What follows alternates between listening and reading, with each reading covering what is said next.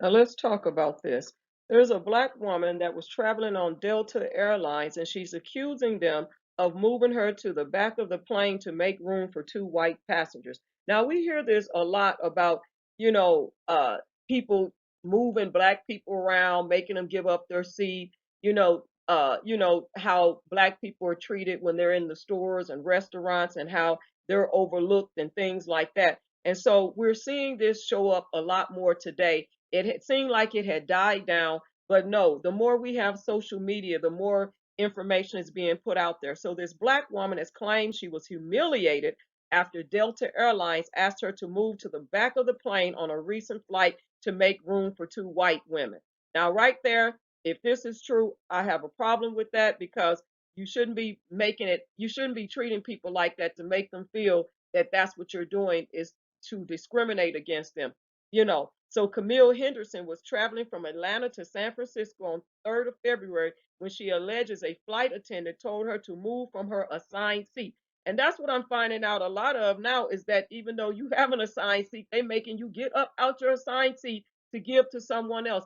And recently I was having a conversation with the technician that had come to my home to regarding my internet service.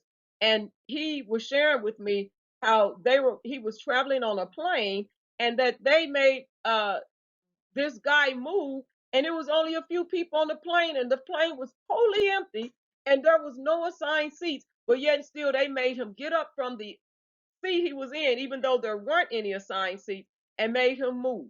And he said he was thinking, wow, why would they do that? There's no assigned seats on this plane, and there's nobody on here but a handful of us. And so it just seems like flying has become so complicated and so stressful and complex that I don't want to fly. I'd rather take the train, because it's become to that point. But everybody don't have time to be taking a train.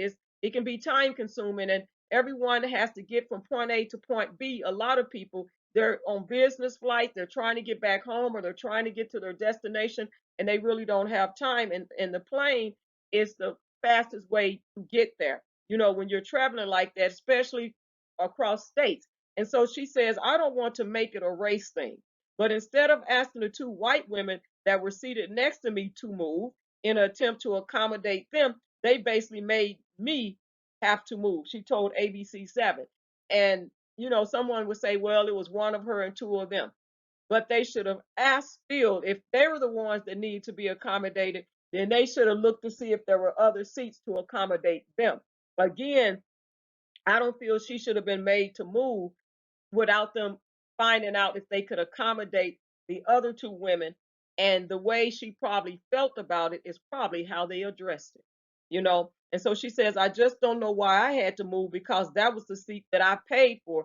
That was my assigned seat, she added. Okay. All right. You pay for what you know what? Hey, if I go buy a pair of shoes and I pay for those shoes and I go to pick them up, say I ordered them and I'm doing that, curbside or store pickup, and then give me something I didn't pay for. I don't want that. I did not pay for that. I paid for this. Here's the order. Here's the receipt. Here's my print screen or whatever screenshot, whatever you want. That's what I paid for, and that's what I expect to get.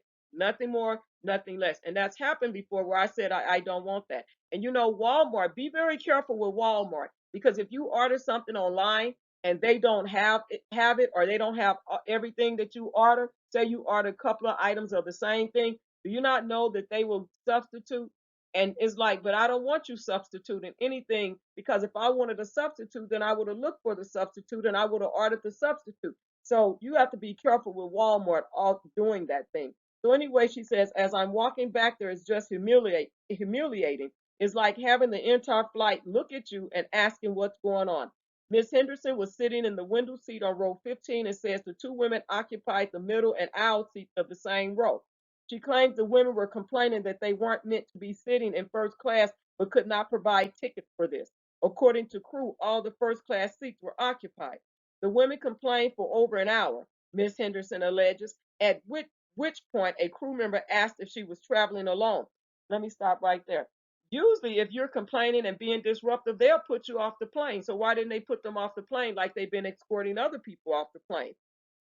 So when she affirmed that she was, Miss Henderson claimed she was asked to move back to an aisle seat farther back in row 34 to give the white women more room. Ms. Henderson complained to a Delta customer service representative after the flight, only to be told over the phone that there was nothing they could do, she says. No, not under these circumstances that I'm showing, ma'am. The employee can be heard saying in a recording Ms. Henderson made of the call. The employee also appeared to brush off the basis of her complaint, saying, how are you humiliated for them to ask you to go to another seat? Ms. Henderson said the incident would make her think twice about flying with Delta in the future. Me, as a black woman, I was displaced to make two white women comfortable. That doesn't make any sense to me, she said. No, I don't sit well. That don't sit well, and I'm with you on that. So a Delta spokesperson told the Independent Delta does not tolerate discrimination in any form, and these allegations run counter to our deeply held values of respecting and honoring the diversity of our customers. Now, you saying that, but you do have people, employees that do work for companies, do work for airlines, that do work for stores, organizations, and hospitals, that, and even in the churches, that do discriminate. So even though you coming out here saying all of that, you still don't know the deep inner motives and the deep inner views that people have when you hire them. They can come and do a great interview, but they're not going to sit here and tell you that they racist, and you're not asking questions that they're going to tell you, yes, I'm racist. How would you handle a black person that you felt was mistreated? Oh, well, you know what? I don't think any black person is mistreated. See, those are not questions that's being asked in these interviews. That's why you don't know. That's exactly why you would not know. But when they get hired, they're going to show you who they are eventually. You will see who people are eventually when you keep working with them. Okay? So while the intention of our flight crew was to provide a comfortable experience for all, we understand the sensitivities at play and sincerely apologize for this customer's experience. As always, we appreciate such feedback so we may continue to learn and improve. Reports of Ms. Henderson's experience were condemned on Twitter, with Atlanta-based author and writer Goldie Taylor writing, hello, Delta loyal customer here. I need you to be better than this. And then Federal Aviation Administration's FAA guidelines say a zero tolerance policy towards passengers who cause disturbances on flights or fail to obey flight crew instructions is enforced. So the women that were acting out and complaining the whole hour, they should have had a zero tolerance policy. They should have used that zero tolerance policy towards them for creating the disturbance for over an hour complaining. That's a long time to complain on a flight that's longer than an hour. They should have been talked to about their behavior. Maybe they should have been moved out the plane, or maybe the plane should have came and turned back around and put them off of the plane for, causing a disturbance like that. And then she moved because, like it says, if you fail to obey them, they're going to put you off the plane. So it's a catch 22. But you know what, Delta, I'm not riding with you. If you're doing all of that, you don't get my you don't get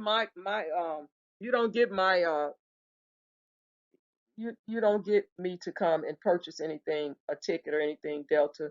Um, you won't.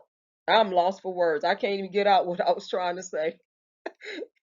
I will not patronize you, Delta.